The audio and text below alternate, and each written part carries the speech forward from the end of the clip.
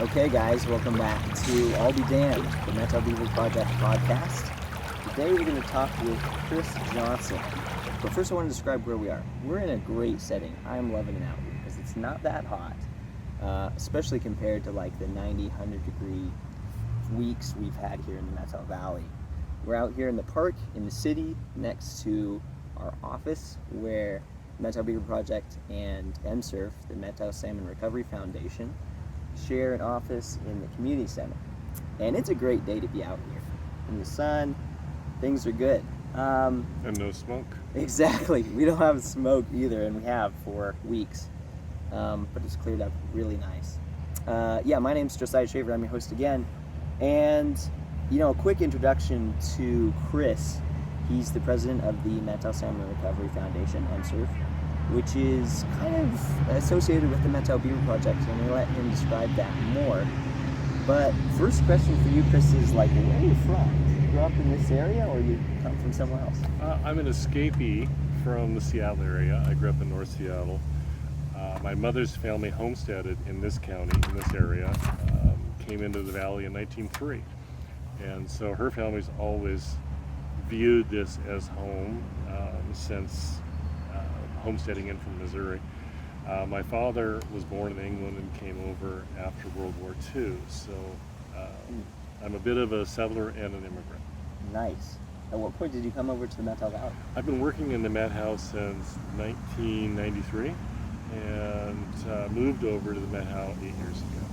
Okay. Commuted for the first 20 years of my career. Wow, yeah. Can you talk about your educational background?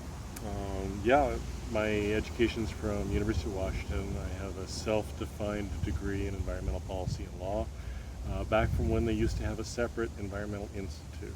Huh. What does self-defined degree mean? Can you explain that for me and everyone else who does? Well, you have to go back a few decades.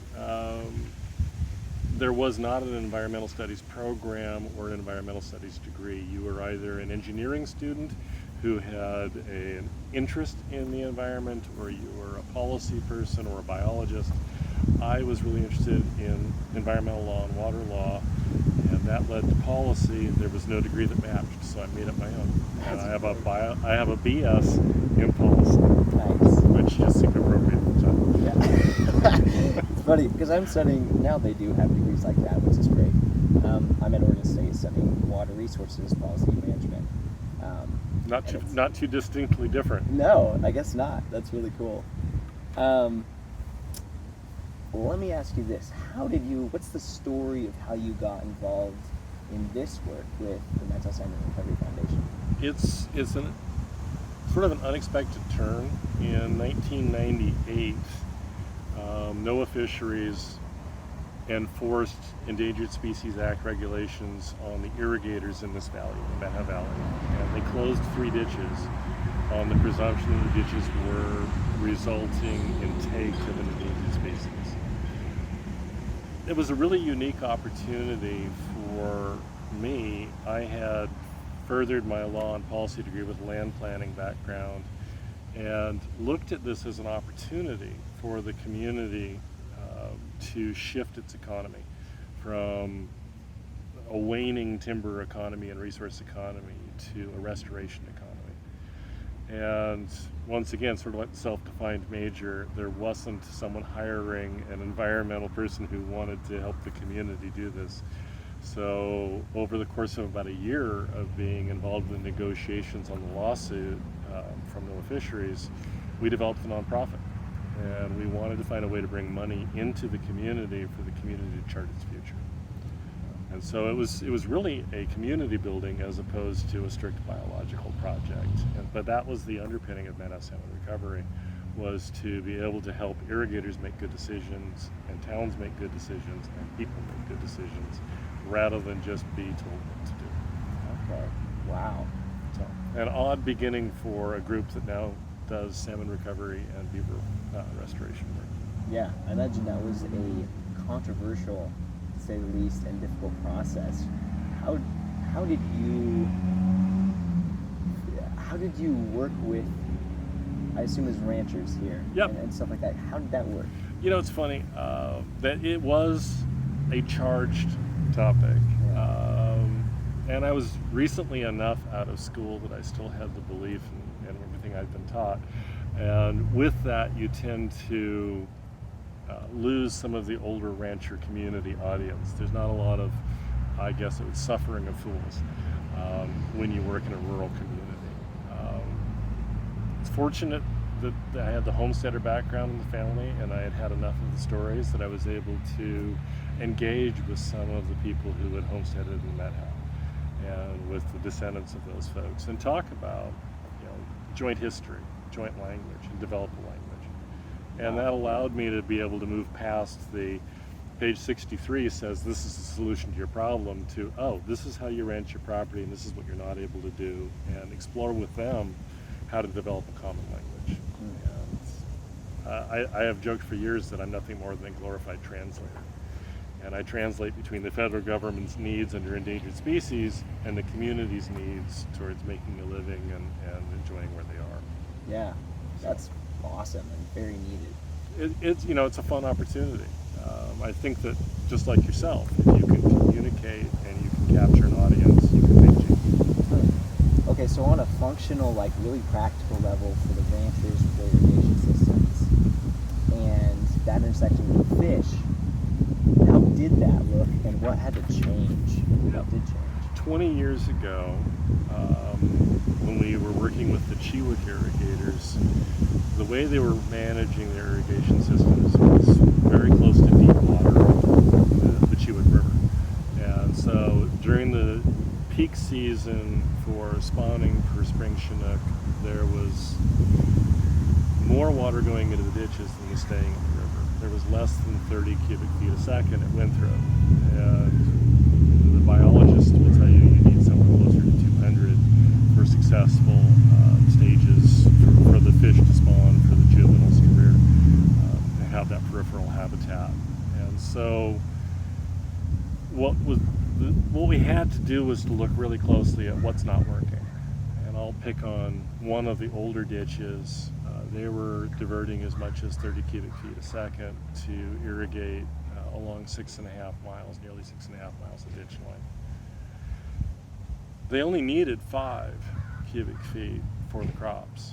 The other 25 was conveyance. Yeah. That's what it took to get the water to the last farmer, because the systems were so primitive and so inefficient.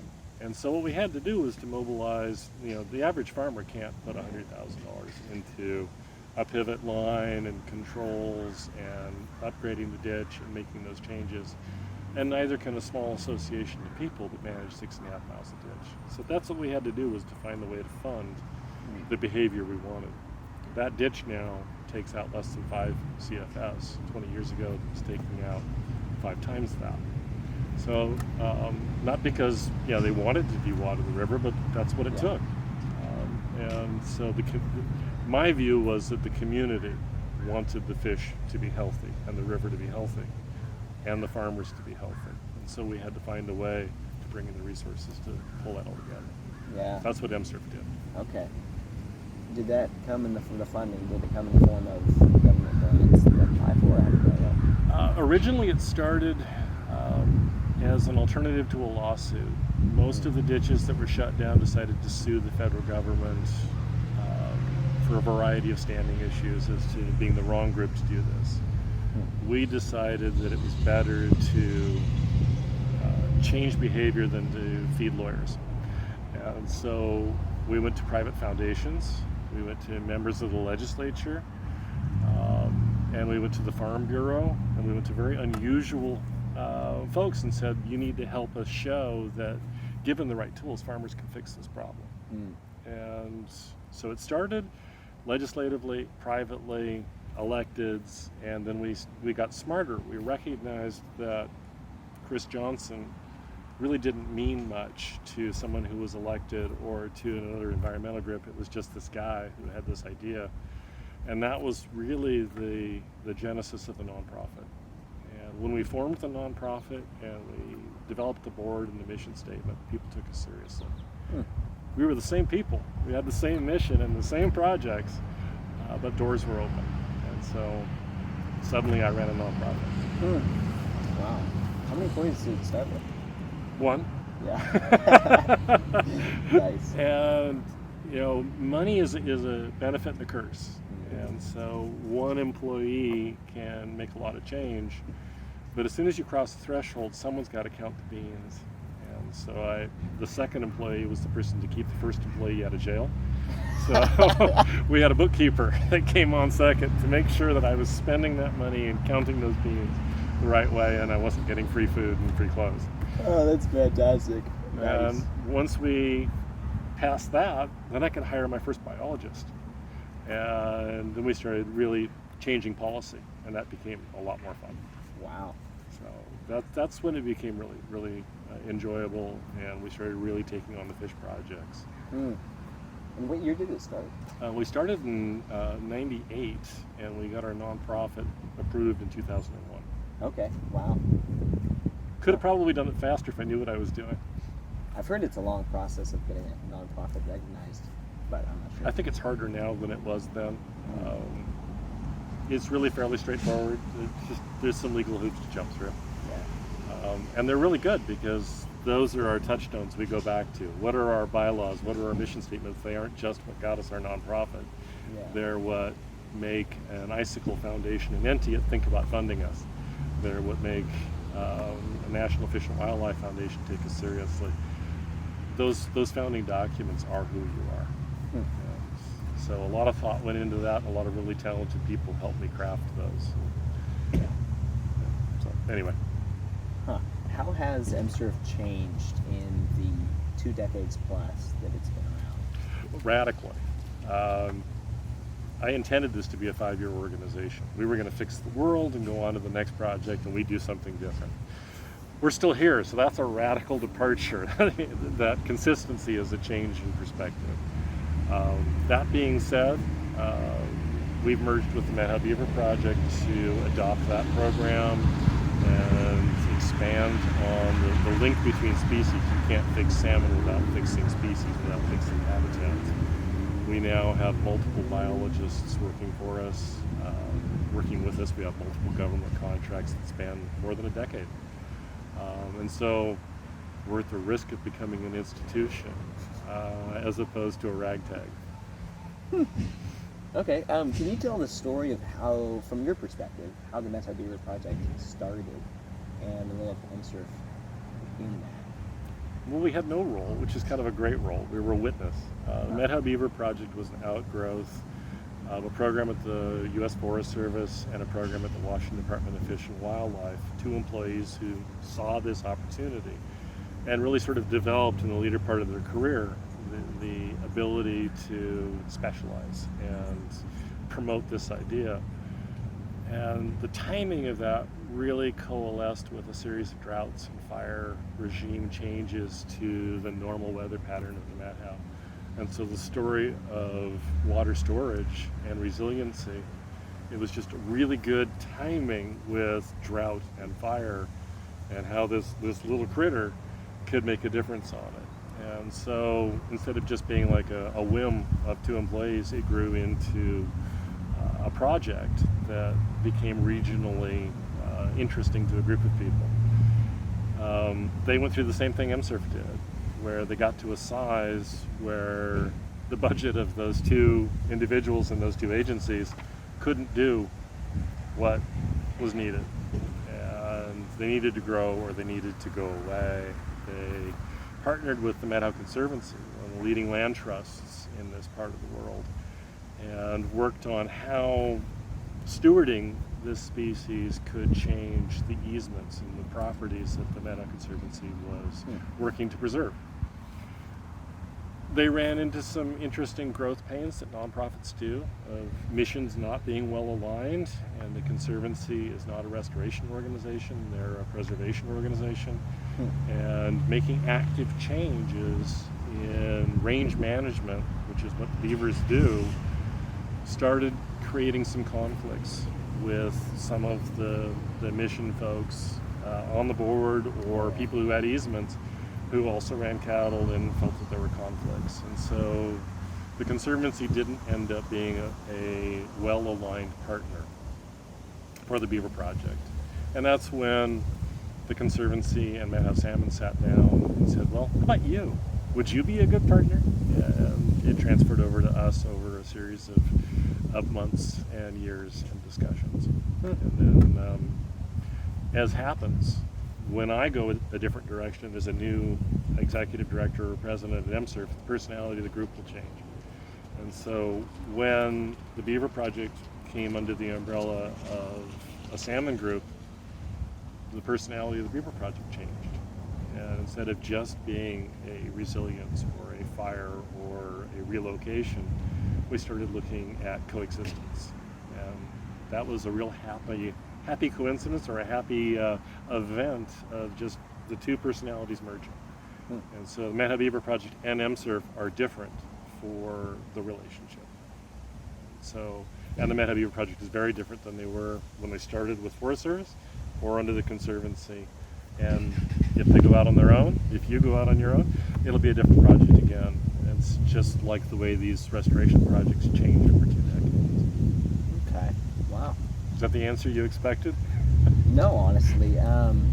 But it's, I'm the intern. I'm just the intern, guys. But that's great. Can you talk about what, like on a day-to-day level, what Methow Salmon Recovery Foundation and Methow Beaver Project do together in terms of sharing resources, sharing expertise and personnel, same projects?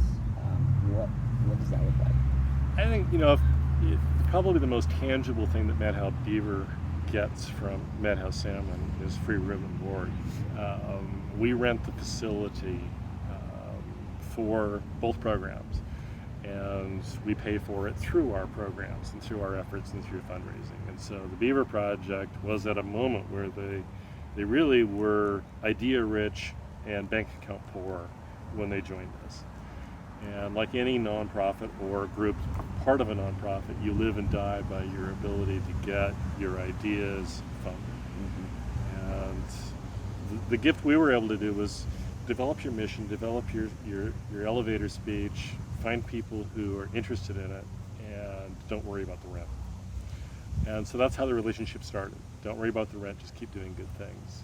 And that's what Alexa, the new director at the Beaver Project, brought to it, was enough of a difference in vision that she brought in different funding, both through organizations and through grants. And now the MSRF is now benefiting because the Beaver Project has pulled together the science, the faces in the water to say, behind these beaver dams, we have these species of fish. We have the endangered fish, and we have the native fish.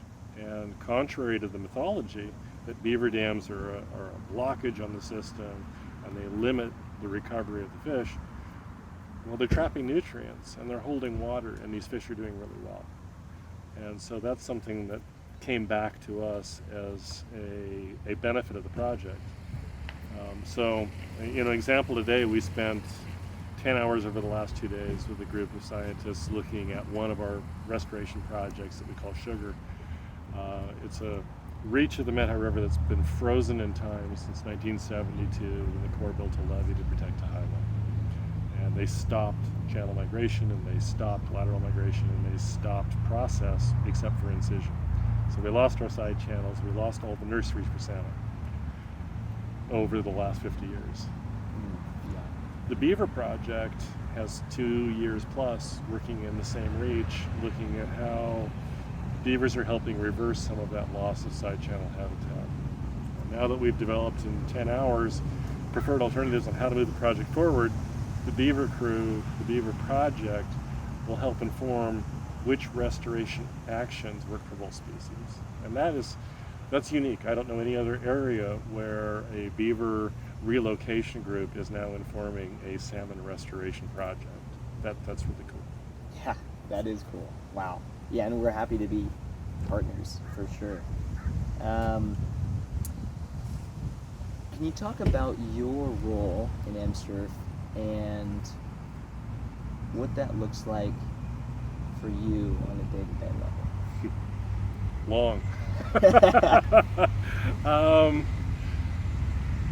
I'll have to digress that when I developed the degree, I told my advisor I wanted a degree that would have me in the field 7 hours a day and in the office 1 hour a day, just documenting my time. I wanted to be a field guy. And now if I'm lucky, I get an hour a day in the field or sometimes an hour a week in the field.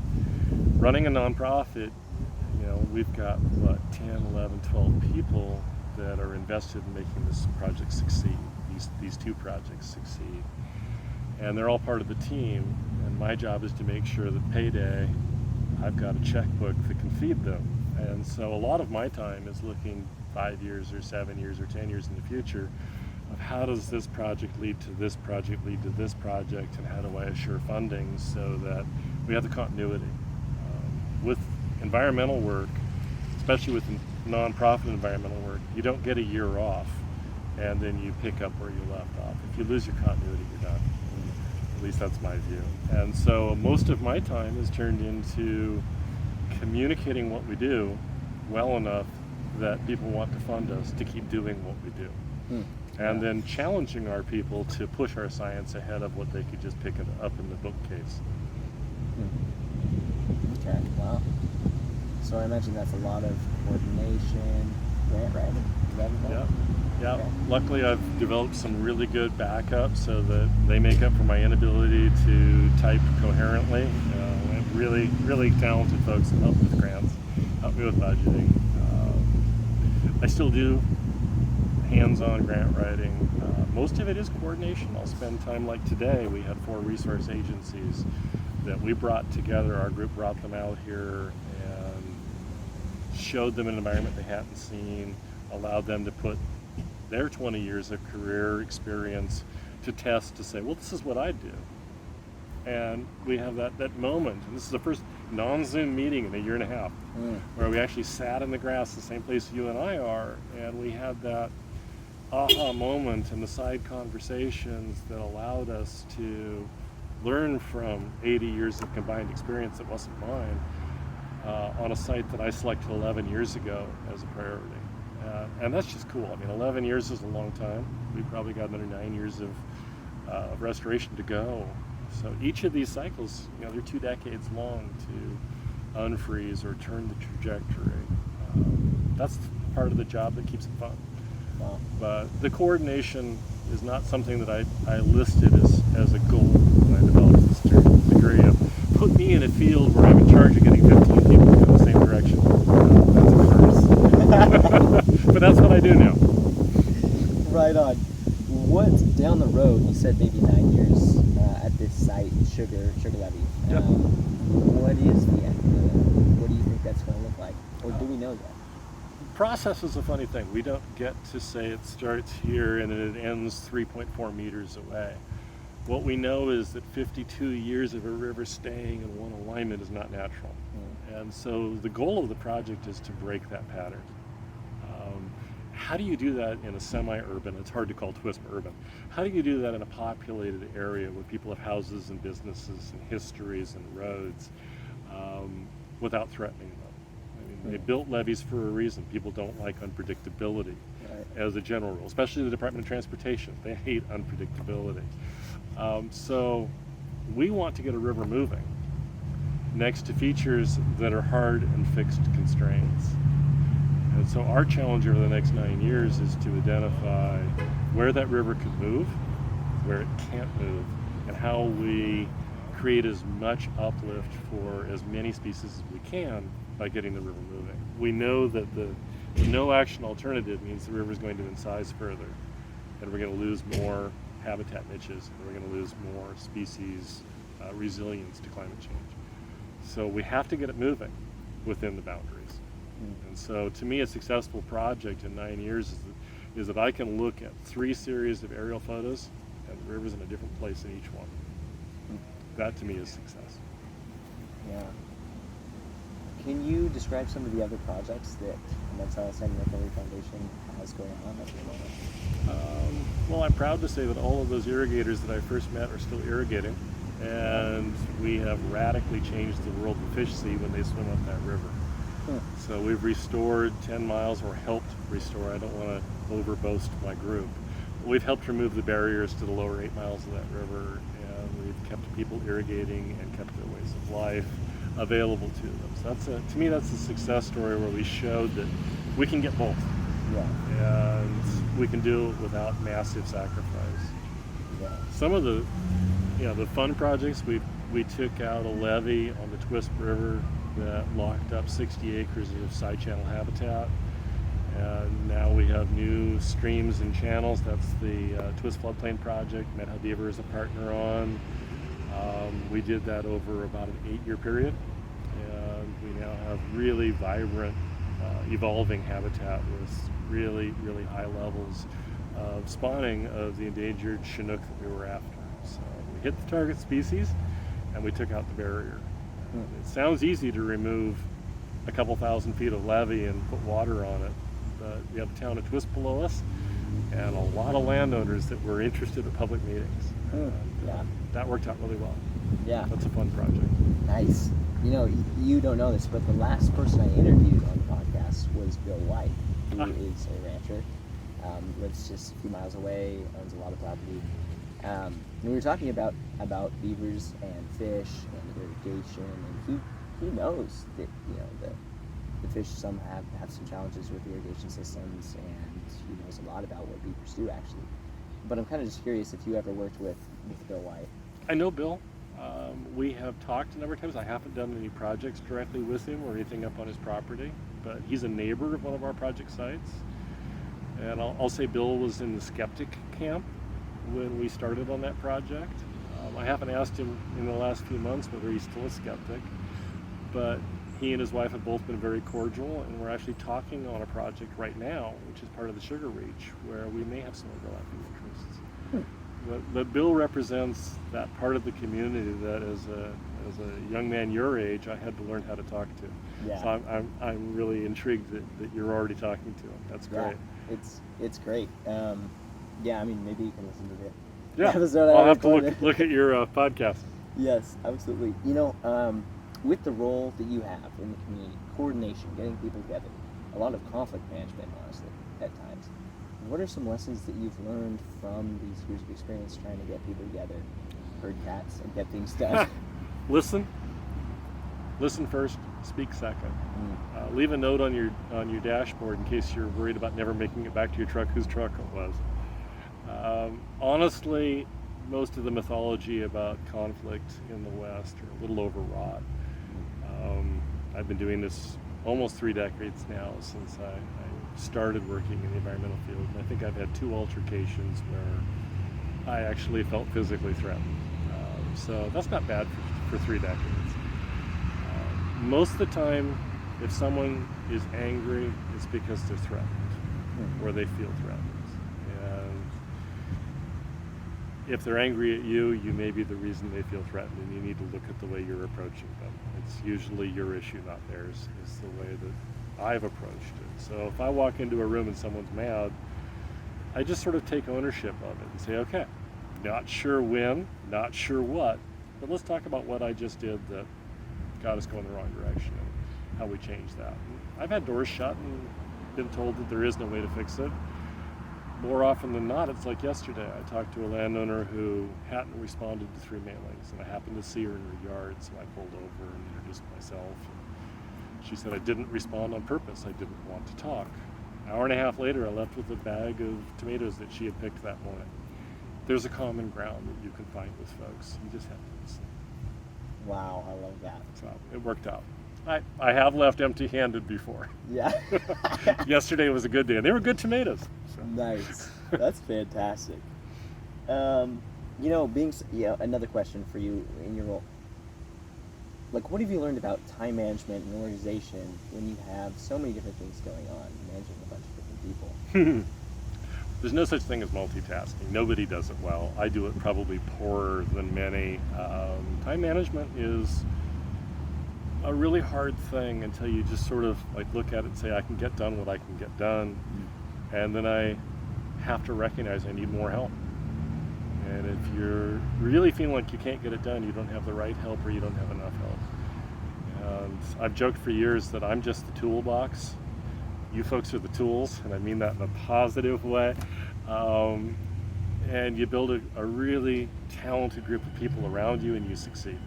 And so my time management problems occur when I haven't realized I need more help. Gotcha. Yeah, I mostly asked that question selfishly because I'm trying to coordinate things, and honestly I see myself maybe in similar roles to you in some points in my career in the future, trying to manage so many different things. And going into my last year of a master's program, I'm busy as well, and hopefully some of our listeners can relate. I'm sure they can. Absolutely. I think that the most challenging period of my life was when I was finishing up my degree, and my son was born in my senior year, and I was finishing my law finals, and that was sort of the aha moment in time management that you simply can't. You simply can't. You just do what you can do. Yeah. Yep, that's what I'm realizing with I'm looking at graduate teaching positions that require 16 hours a week, and then you're also required to be a full-time student, and I can only do so much. So how do you do this? How do you balance that? Yeah. You need friends. Yeah, definitely.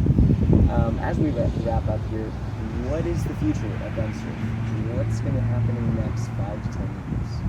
Well, I'm approaching 60. If you had asked me when I started this organization if I was going to be sitting as the executive director for 21 years, I would have probably said no. I think in the next 5 years it'll be someone else you'd be interviewing. That I will revert back to just being on the board and trying to help mentor and help support. And younger, newer, stronger ideas will come in to help guide the organization and take it in a different path. What I would hope the organization does is still be a vital part of the community and still meet a need that someone else isn't meeting. Whether that makes it more of an agricultural focus or a housing focus or a water management focus, they're all connected. And especially in a valley like this one where we have so many constraints on a very limited resource, the nonprofits, this is a nonprofit rich community, but it's a rich community because the nonprofits are meeting those needs and anticipating those questions. And I think that MSRF has a role in that moving forward. The pessimist in me or the realist in me looks at climate change, looks at fire regime, looks at a change from a snow-driven system to a water-driven system. We're going to need more help, not less. So my vision of a 5-year nonprofit was wrong, and the Beaver Project is going to have an active role in helping to rebalance fire regime and water regime, and MSRF in one incarnation or another hopefully will have a role in keeping vibrant rivers. Yeah, sounds good to me. It may be you and I may be interviewing.